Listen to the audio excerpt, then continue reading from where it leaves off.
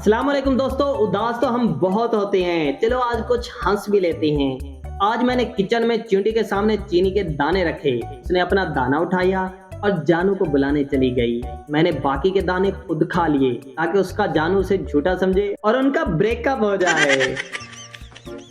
एक साहब की अपनी कजन से शादी हुई। एक महीने के बाद बेगम का तारुफ कराते हुए बोला, ये है मेरी अहलिया, पहले इनसे मेरा ब्लड का रिश्ता था, अब ब्लड प्रेशर का है।